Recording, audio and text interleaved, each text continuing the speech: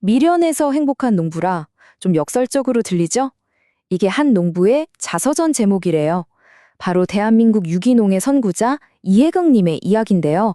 오늘 저랑 같이 그의 삶과 철학을 한번 쭉 따라가 보시죠. 자, 미련해서 행복한 농부. 이 말이 참 곱씹어 보게 되는데요. 어떻게 미련한데 행복할 수가 있을까요? 이 문구 안에 그의 정체성의 핵심이 담겨 있다고 하는데요. 대체 무슨 뜻일지 궁금해지네요. 이 질문이 더 흥미로워지는 건 그의 어마어마한 업적들 때문이에요. 대한민국 유기농 1호 농부에다가 상을 휩쓴 발명가이기까지 하거든요. 아니, 이런 분이 왜 스스로를 미련하다고 부르는 걸까요?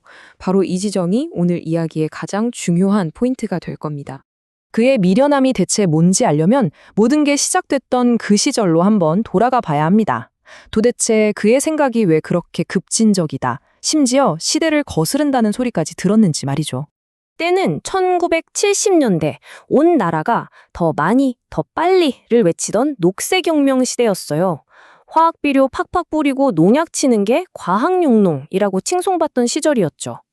그런데 바로 그때 25살의 청년 이해극은 완전히 반대길을 가겠다고 선언한 겁니다. 그러니 주변 반응이 어땠겠어요? 다들 저거 미친놈 아니냐, 사기꾼이다 라면서 손가락질했죠. 이게 철학 자체가 완전히 달랐던 거예요. 당시에 과학영농은 땅을 그냥 작물을 찍어내는 공장 정도로 봤거든요. 근데 이 해극농부는 달랐어요. 땅은 살아 숨쉬는 하나의 생태계라고 본 거죠. 와, 그 시대에 이런 생각을 했다는 게 진짜 얼마나 혁명적인지 감이 오시죠? 이 말 한마디에 그의 모든 철학이 담겨 있는 것 같아요. 그러니까 그의 그 미련해 보이는 선택은 그냥 고집이 아니었던 거죠.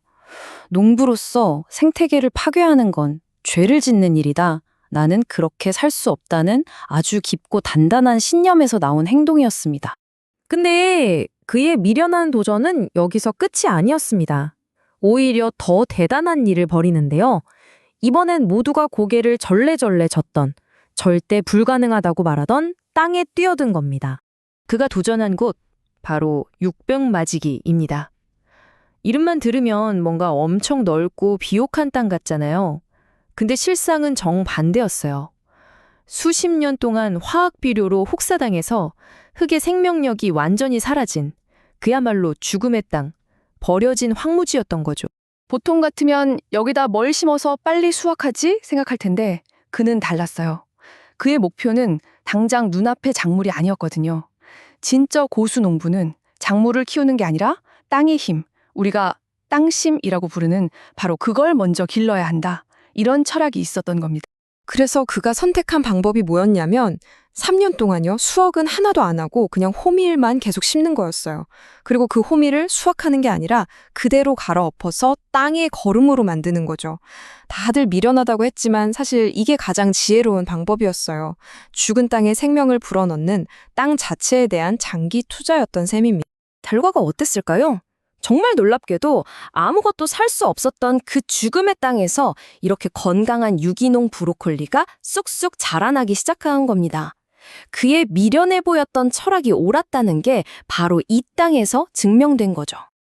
자, 그런데요. 그의 철학에서 진짜 급진적인 부분은 사실 땅에 무엇을 넣느냐가 아니었어요.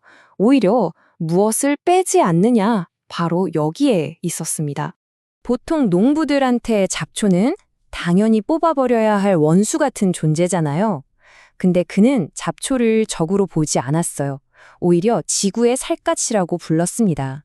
이 척박한 땅이 비바람에 씻겨 내려가지 않도록 꽉 붙잡아준 고마운 존재라고 생각한 거죠.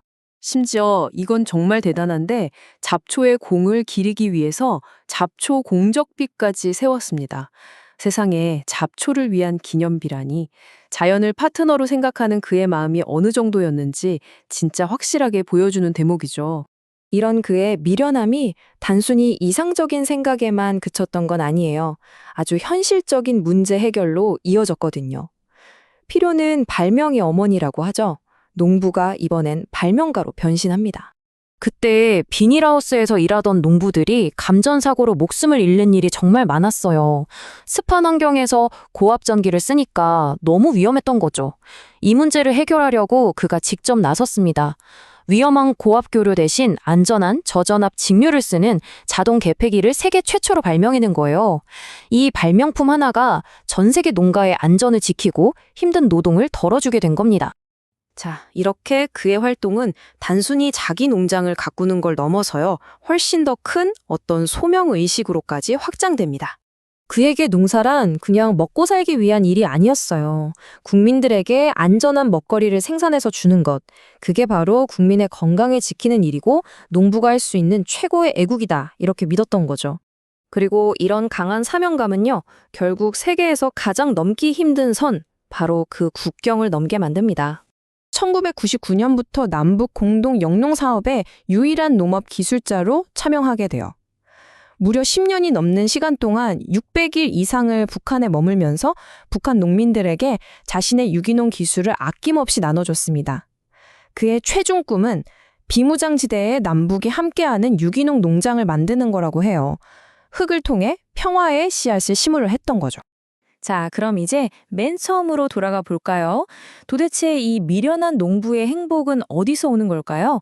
이 모든 불가능해 보였던 도전을 계속하게 만든 힘은 뭐였을까요? 그의 대답은 정말 단순하면서도 큰 울림을 줍니다. 다시 태어나도 농부가 되고 싶다. 내가 좋아하는 일을 하니까 행복하다. 결국 그의 행복은 다른 게 아니었어요. 평생 자기 신념을 지키면서 자기가 진짜 사랑하는 일을 하며 살았기 때문이었던 거죠. 결국 그의 삶 전체가 우리에게 이런 질문을 던지는 것 같습니다. 우리는 선조로부터 이 땅을 물려받았다. 그렇다면 우리는 미래 세대에게 어떤 땅을 물려줄 것인가? 그의 이야기는 단순히 한 농부의 성공 스토리가 아니에요. 우리 모두가 다음 세대를 위해 어떤 책임을 져야 하는지 그 무게를 깊이 생각하게 만듭니다.